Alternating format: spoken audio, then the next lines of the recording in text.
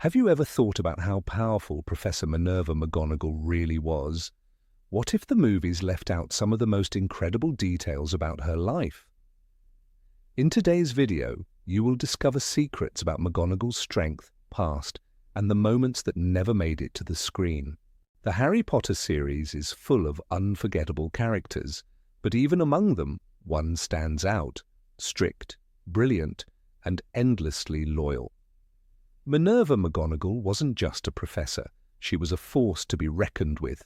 Students feared her, yet respected her deeply. Her colleagues trusted her judgment, and when the moment called for it, she became a warrior. But how did she rise to such prominence? What made her one of the most skilled witches of her time? And what moments from her story were left out of the films? Minerva McGonagall was born in Scotland to a Muggle priest and a witch. Her mother hid her magic for years, fearing her husband's reaction. When the truth came out, it created a rift in the family. They still loved each other, but trust was never the same. Young Minerva grew up watching her mother struggle between two worlds, longing for the magical life she left behind, while her father wrestled with the idea that his wife was, in his eyes, a witch. At Hogwarts, McGonagall immediately drew attention. The Sorting Hat took an unusually long time deciding between Gryffindor and Ravenclaw. In the end, her bravery won out.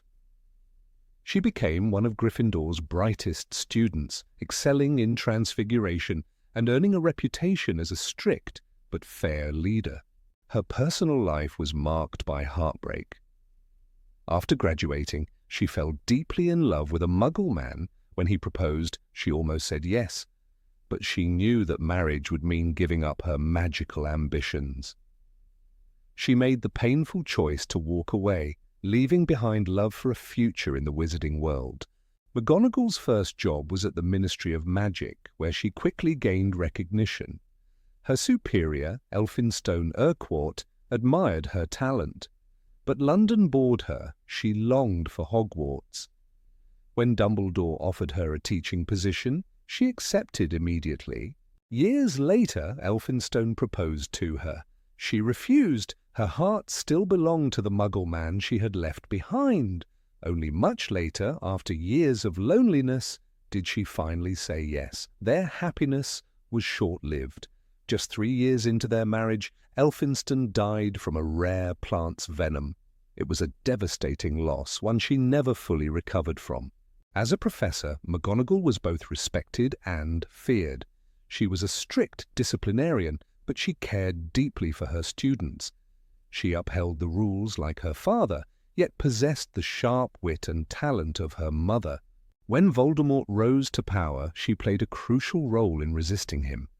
Though she never officially joined the Order of the Phoenix, she worked closely with Aurors, gathering intelligence on Death Eater movements.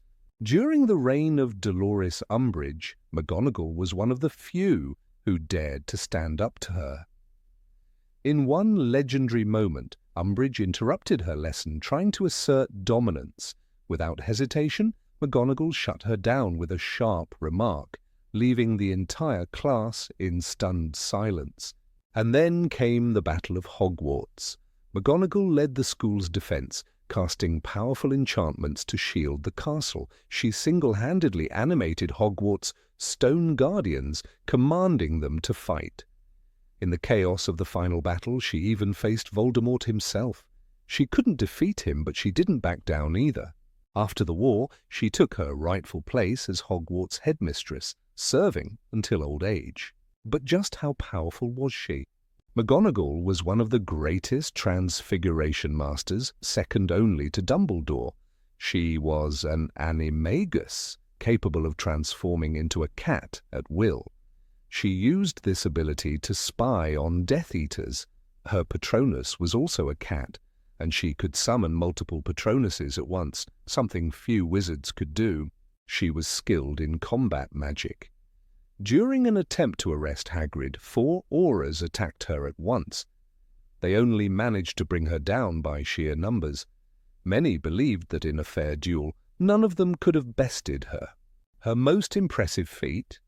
activating Hogwarts' legendary protection spells, a task so advanced it was typically reserved for headmasters. McGonagall wasn't just a professor. She was a legend, a fierce protector of Hogwarts, a woman who stood against darkness time and time again. Her story is one of strength, sacrifice, and an unwavering sense of justice. And yet, despite everything she did, the movies only scratched the surface of who she really was. Minerva McGonagall was known for her strict demeanor and unyielding discipline. But behind the stern eyes and clipped voice, there was a past she never discussed. Some claimed they had seen a shadow in her gaze when certain topics were mentioned. Others whispered that she had once loved, lost, and buried her pain so deeply that even Albus Dumbledore could not reach it. What was it that she concealed so carefully? What truth had shaped the woman who stood like a fortress between Hogwarts and its enemies? When McGonagall walked through the halls of Hogwarts, she carried herself with an air of authority that made even the boldest students straighten their backs. But there were moments, fleeting, almost imperceptible, where something softer flickered in her expression. During a Gryffindor victory, when the team lifted their captain onto their shoulders, her lips would press together, not in disapproval, but as if fighting a memory. Had she once cheered like that for someone? Had she once felt that youthful, unguarded joy before life had taken it away? Few knew that Minerva had once been deeply in love. His name was Dougal McGregor. He was a Muggle, strong and kind, with hands that smelled of earth and hard labor. She had loved him with the kind of passion that made her forget the weight of her magic. She had wanted to tell him the truth, but the moment she did, reality crashed down around her. Her love for him had been forbidden, not by law, but by the world she belonged to. "We must live apart," she had whispered through her tears, "for your sake and for mine." Her engagement ended that night. She walked away from him and never looked back. Yet she never married, never sought another love. Those who knew her at the Ministry of Magic before she returned to Hogwarts noticed the way she buried herself in work, refusing even the warmest invitations from colleagues.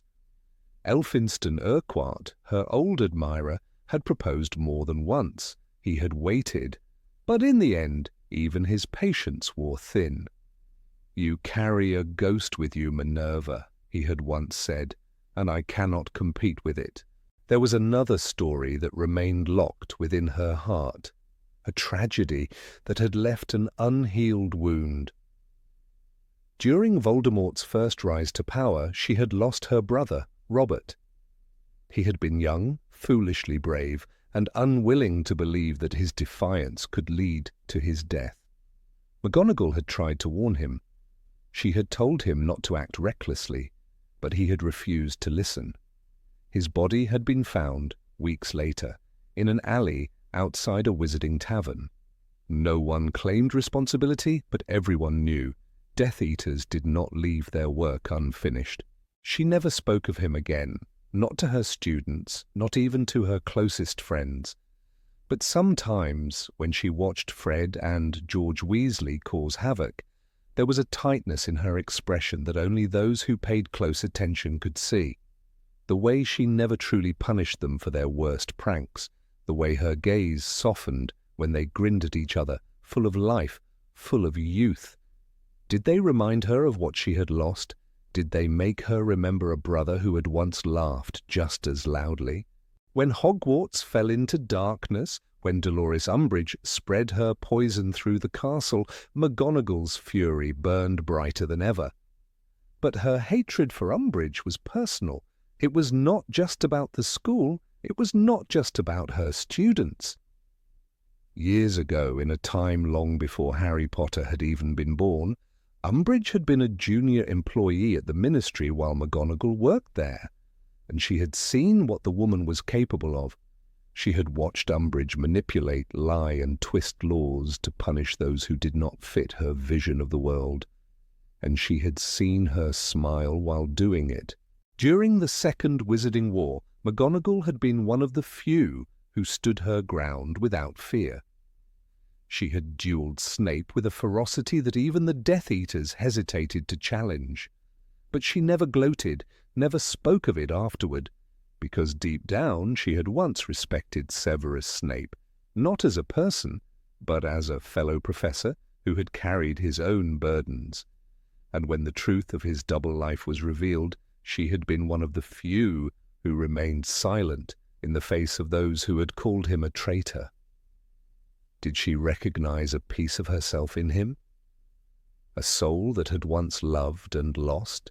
In her office, there was a locked drawer in her desk. No one knew what was inside. Some students speculated it held secret disciplinary records. Others imagined it contained cursed artifacts. But once, years ago, Albus Dumbledore had entered her office late at night. His eyes had lingered on the drawer. And he had said, in that quiet, knowing voice of his, "Some memories are meant to be locked away. But they never truly disappear, do they, Minerva?" She had not answered. She had merely closed her hand over the key and turned away. McGonagall never spoke much about her time fighting against Grindelwald. She had been young then, barely out of school, and eager to prove herself. She had seen the horrors of that war firsthand, and she had seen what it did to Dumbledore. But she never spoke of the mission that had almost cost her life, the duel that had left a scar beneath her robes, the night when she had realized that she was not invincible, that even the strongest magic could not shield her from everything. When she taught Transfiguration, she did so with an unmatched precision. But there were moments when she hesitated, just for a second, when a student struggled with a particular spell. She had once been like them. She had once doubted herself. And it was Dumbledore who had pulled her out of that doubt.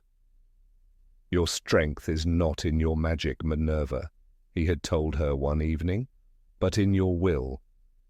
Magic is only as powerful as the person who wields it." After the war, after Voldemort was gone, McGonagall remained at Hogwarts. She had nowhere else to go, no family waiting for her, no home beyond the castle walls. Hogwarts was her refuge, her sanctuary. But on some nights when she walked alone through the empty corridors, her shoulders seemed heavier, as if the weight of all she had seen, all she had lost, pressed down on her. And yet she never faltered. She had loved. She had lost, she had fought and suffered and endured, but she had never broken. That was her secret. That was the truth she never shared. Not in words, not in stories, but in the way she stood, unwavering, unshaken, a fortress against the storm, holding Hogwarts together even when the walls trembled.